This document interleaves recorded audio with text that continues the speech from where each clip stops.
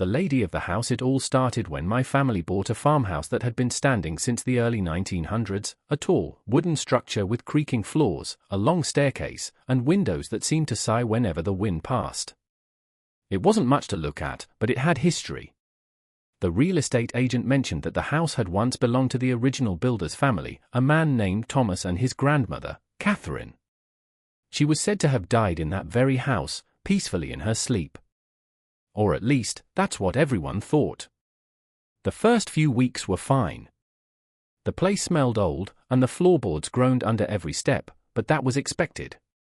We were still unpacking boxes when my younger sister, Lily, told us she'd seen the lady in the hallway.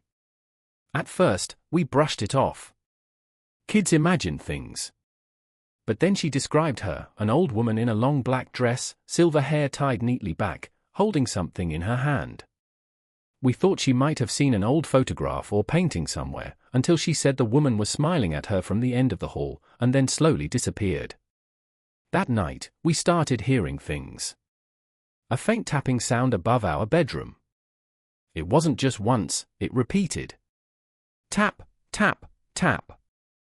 Like footsteps in the attic. But here's the thing, there's no attic entrance. Just a sealed ceiling with no door. Dad went around the house with a flashlight, checked every corner, but found nothing. The next morning, when he came down for breakfast, he looked pale. We asked what was wrong, and he said he'd found something strange, the name Catherine carved into the inside of his closet door. None of us had done it. A week later, the air in the house began to change. It felt colder, heavier. The smell of lavender, strong and sudden, would fill a room for a few seconds, then vanish. Mom said it reminded her of an old perfume. We didn't think much of it, until one night. It was about 2 a.m. when Lily screamed. We ran to her room, and she was sitting upright in bed, eyes wide. She said, "She's here again." Mom held her, asking who, and she said, "The lady." She was standing by the window. She said my name this time. From that night on, the haunting became undeniable. Doors would slam even when the windows were closed. The piano in the corner, which hadn't been played in years, would play a single note by itself. Once, when Mom was home alone, she heard the sound of footsteps going up the stairs. Slow, deliberate steps.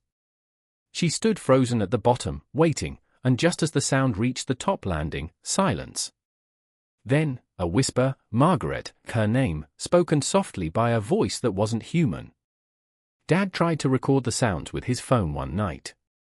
He placed it on the kitchen table and left it running. When we played it back the next morning, we heard faint breathing and a distant humming. A woman's voice, humming a tune no one recognized. But here's the part that made us all freeze, Hal.